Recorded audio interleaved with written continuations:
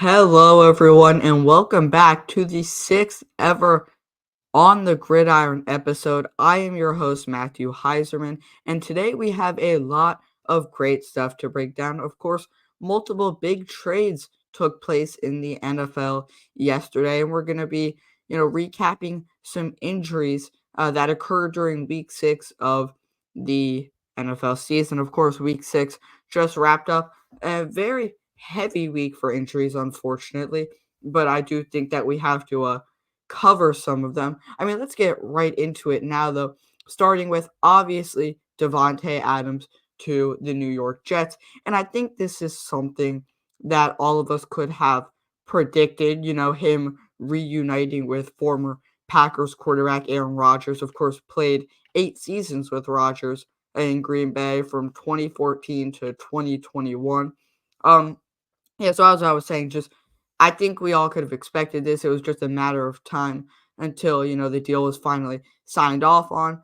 And in this trade, of course, Jets received Davante Adams. The Raiders receive a conditional 2025 third round pick. And when you look at what Adams has done this year, 3 games, of course, he's been dealing with an injury the past few weeks, but I did hear he is expected to play in the Jets' next game. But overall, 3 games, 18 receptions, 209 yards, a touchdown, and about 70 yards per game. And right now, the Raiders and the Jets are both 2-4. And the Jets, obviously, both teams, but I want to highlight the Jets. They haven't been playing honestly good at all this season, and of course, maybe the Raiders have played worse. But the reason I want to really talk about the Jets is, of course, people were going into this season, me included, thinking, "Oh, they're going to win the division. They're definitely going to be championship contenders potentially." I just don't see that anymore. They've really struggled against the competition that they've played. They don't look great overall, but I still think that we can agree that they are a better 2-4 team than the Raiders. Of course, it was a probably 2 weeks ago, I would say, when Adams requested a trade. Rumors immediately started flying. New York was obviously one of them. You also heard the Saints quite a bit, maybe the Browns or Commanders thrown in there. Now, the Jets receiver core is pretty nice because now they have Garrett Wilson, they have Alan Lazard, and of course, Lazard played with Adams as well in Green Bay and Rodgers. And then, I mean, Mike Williams. Mike Williams has been really bad this year. Clearly not 100% after that ACL injury that he had last year. I don't know what this trade necessarily means for him. Of course, has not played good this year, been very unproductive. Maybe the Jets look to move on from him, but we'll have to see there.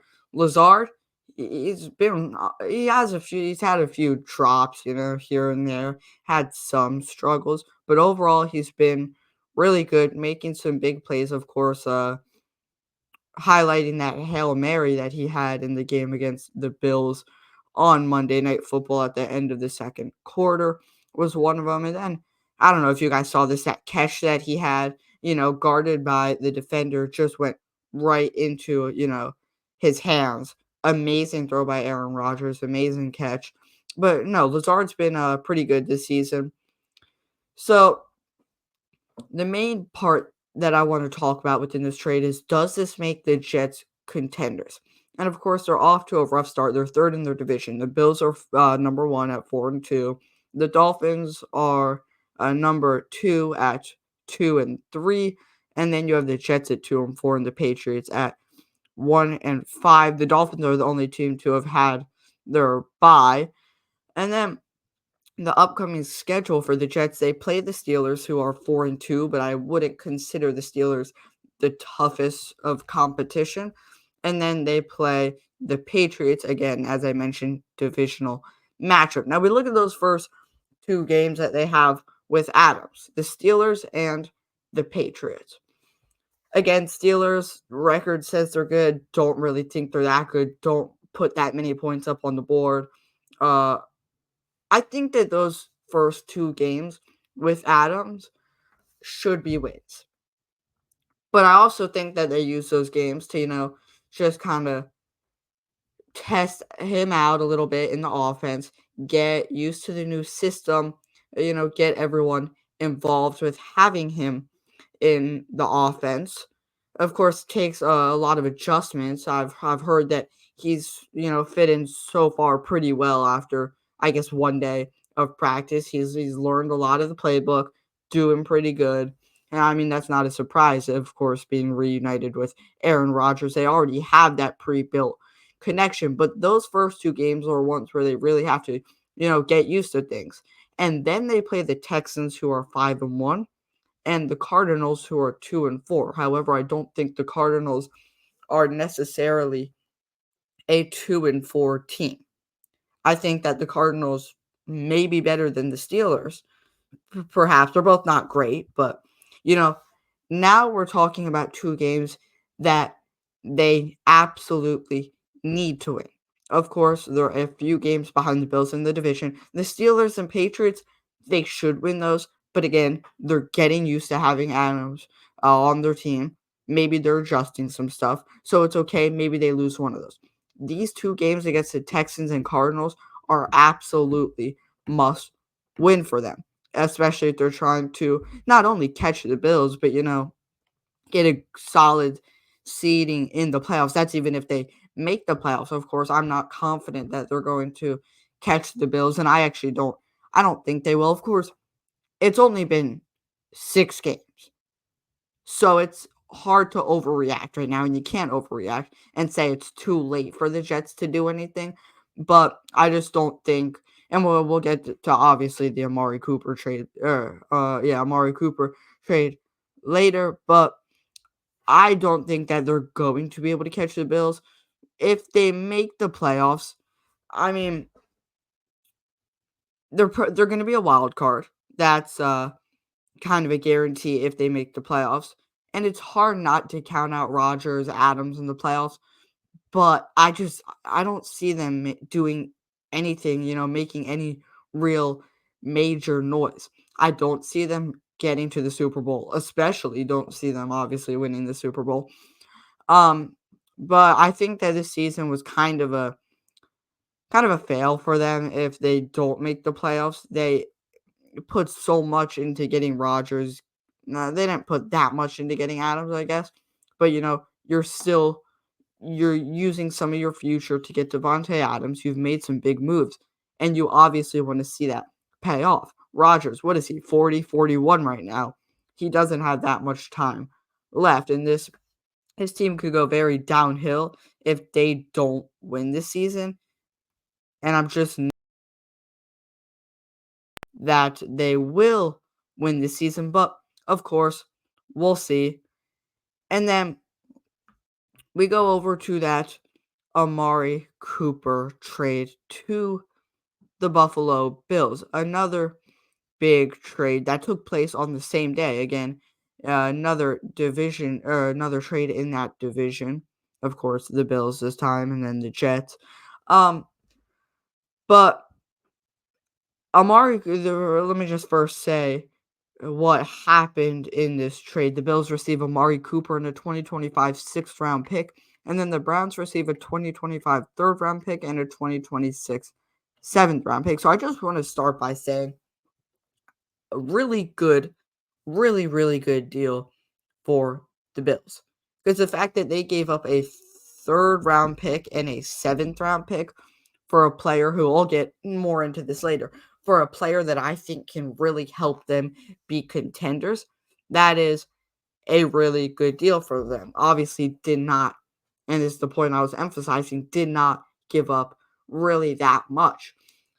Cooper this season, 6 games, 24 receptions, 250 yards, 2 touchdowns, 41.7 yards per game. Now, obviously, quarterback has to do with this. Deshaun Watson, yeah, it has to do with it with Davante Adams as well, playing with Gardner Minshew. But I think Watson has been especially really bad this year. And obviously that's affected Cooper's play. Watson, just over 1,000 passing yards, 1,020 passing yards to be exact. Two passing touchdowns, three interceptions. Of course, that's in 6 games. And he's been sacked 31 times, which is leads the NFL for the most sacks. Now, of course, that's not Watson. That's not all Watson. It really he has a little bit to do with that, but that's not in his control. That's the offensive line. The offensive line, of course, on the Browns is not very good either. But here's the thing I want to emphasize: his QBR, quarterback rating, 21.7. Atrocious. Worst in the league by far. And in comparison, what does Daniel Jones, and of course QBR is, just uh it's a formula to rate quarterbacks, definitely values in, winning and how much they just lead a winning team. Daniel Jones this season has about a 51 QBR.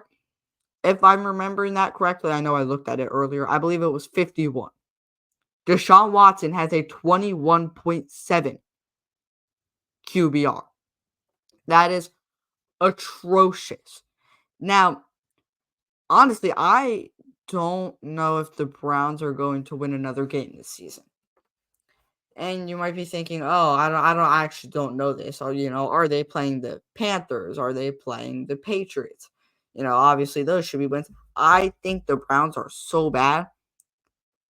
There's no free wins for them. Obviously, they are an atrocious team right now.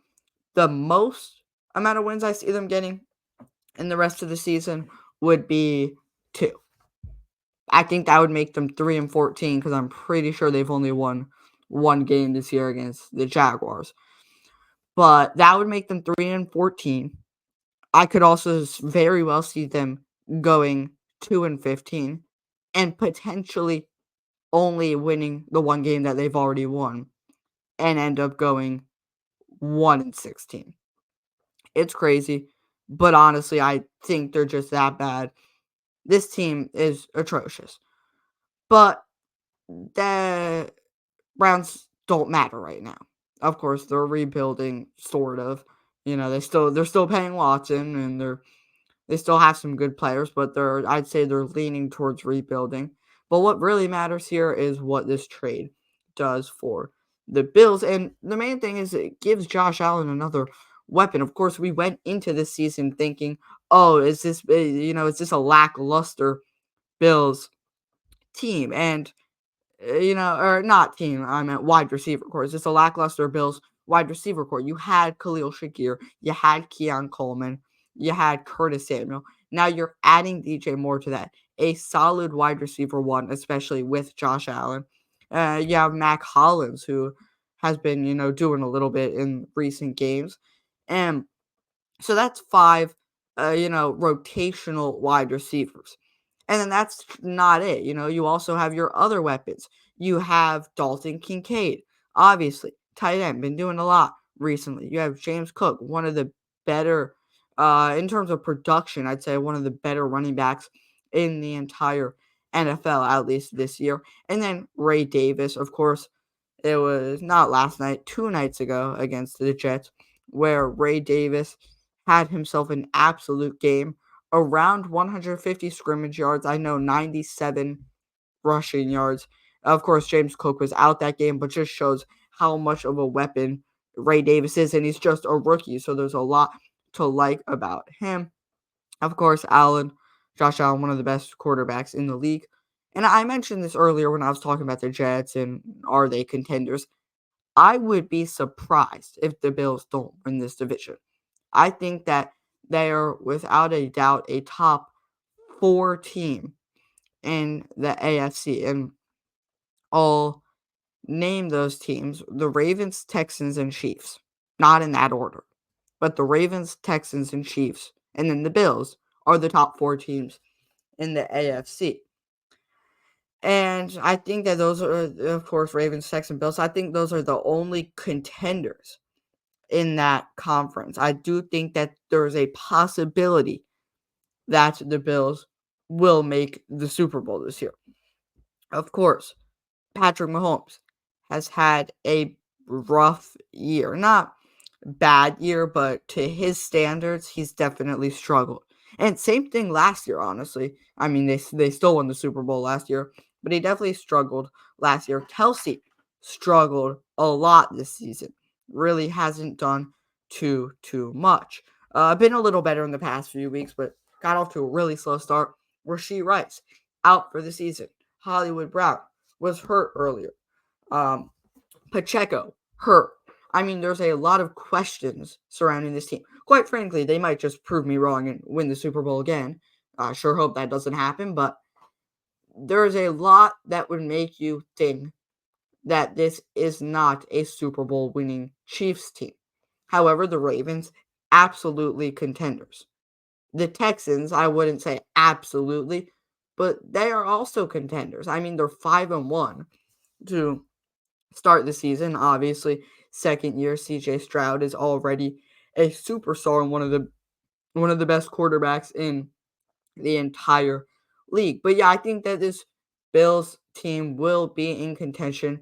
Really good move acquiring Amari Cooper. Didn't give up too much. And it's just I think that the rest of the season will look really, really good for them. Excited to see how everything goes down.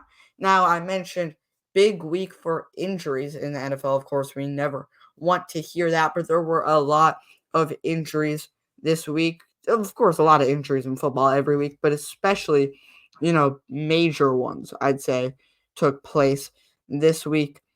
Now, first one, obviously, Aiden Hutchinson was an extremely, extremely scary injury where his leg basically bent behind the leg of teammate Aleem McNeil, who just got a new contract, $97 million, I believe, or worth up to 97 mil. But yeah, very, very scary injury right there. Will be out for the season with a broken tibia. Now, I did hear that Hutchinson may potentially come back if they make the Super Bowl, if the Lions make the Super Bowl. I'm not getting into whether they will or won't make the Super Bowl, but it'll be interesting to see if that actually happens if they do. And then heading into that, this just shows how big of a loss this was for the Lions heading into that week 6 matchup. Hutchinson led the league in sacks with 6.5, QB hits with 14, and QB pressures with 40. Hutchinson was absolutely a wrecking machine on defense up to this game. And I mean, they could go out and trade someone. I've heard Max Crosby. I don't think they will because I think that kind of messes with their future a little bit. And all in all, it's 1 year. He'll be back next year, but I don't think it's worth giving up real valuable assets to get a good defensive end to replace him for 1 year. And I mean, of course, they'd be there to help in future years, but you don't really need him to help when Hutchinson comes back, whoever that might be. So no, I don't really. Could they go for a defensive end? They could, but I don't. First of all, I don't see it happening, and I don't think it would be a good move for them.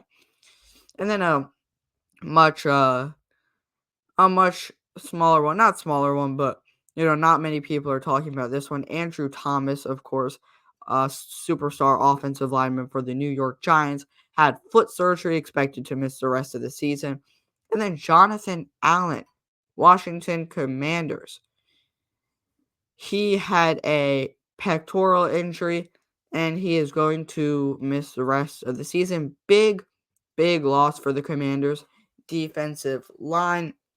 I mean, they were struggling a lot earlier in the season, the defensive line, but they definitely started to pick it up. They picked it up against the Cleveland Browns. They looked solid against the Cardinals, even against the Bengals. It feels like their defensive line keeps, taking small improvements every single week. Of course, losing Allen hurts. You still have Dorrance Armstrong. You still have who I actually believe is injured right now. You still have Cleveland Farrell. You still have your guys. You have Deron Payne. But Jonathan Allen, obviously, I think one of the leaders of this entire defense, obviously one of the Commanders' best players in general. Uh, is this his last game for the Commanders? Hard to tell, but I wouldn't absolutely rule it out. I think that there is a shot that he does not return to Washington next season. But again, too hard to predict that now. We'll have to see. But this injury obviously does suck for the Commanders. Travis Etienne suffered a hamstring injury. He is week to week. Now, I absolutely love what Tank Bigsby has done so far this season for the Jaguars, and I think he's going to just have a really, really big role during the weeks that ETN is out. Of course, we don't know how long that will be, but let me highlight week 5 for Jacksonville against Indianapolis. Tank Bigsby with 101 rushing yards and 2 touchdowns to go along with 1 reception for 28 yards. This just shows how good he can be when given the opportunities. The week before that, week 4 against the Texans, 7 carries, 90 yards. Definitely making the most of his opportunities. So, and I also want to highlight scrimmage yards per touch. I don't think it's the most, valuable stat out of every stat, but Bigsby in weeks 5 and 4 had 9.2 and 12.9 scrimmage yards per touch, which is just really, really good efficiency there. He's going to be great while ETN is out. And then some concussions that we saw. Pat Surtain, Chris Olave, and then the most notable one being obviously Marvin Harrison Jr. This, similar to the Hutchinson one, was a very scary play. Harrison's head collided with the leg of Packers linebacker Isaiah McDuffie. Harrison got up, was wobbling around a little bit, and then fell back down onto the ground. Don't want to say collapse. That makes it sound a little dramatic, but sort of. He sort of collapsed back onto the ground, and he went he went into the blue medical tent, went back to the locker room, was later ruled out with a concussion. It's unclear when exactly he will return. Of course, concussions aren't going to keep him out for the longest amount of time, but a big loss for the Cardinals there. And then Rashid Shaheed, this one, was announced earlier today. I mentioned Olave has a concussion. Well, Rashid Shaheed will undergo surgery on his meniscus, and this will determine whether it's a full repair or just a trim. If it is a full repair, Shaheed will be out for the entire season, which would be obviously a big loss for the Saints. He's been pretty good for them this year. So definitely some problems overall in the Saints wide receiver core right now. They just allowed 51 to the Buccaneers. Obviously, a very fraudulent team, if you ask me. They started off the season well. They were scoring a lot, but they haven't looked as good since. So we will see what happens with them. However, a lot of injuries, not great at all, especially the one with Jonathan Allen affecting my Washington Commanders. But with that being said, we are going to have to wrap up the 6th ever episode of On The Gridiron. If you made it to this point on YouTube, make sure you like the video and subscribe to the channel. If you're here on Spotify, follow, drop a comment, like the episode, show some support. Really would appreciate that. Hope you enjoyed the episode. With that being said, I am your host, Matthew Heiserman, and as always, we'll see you next time.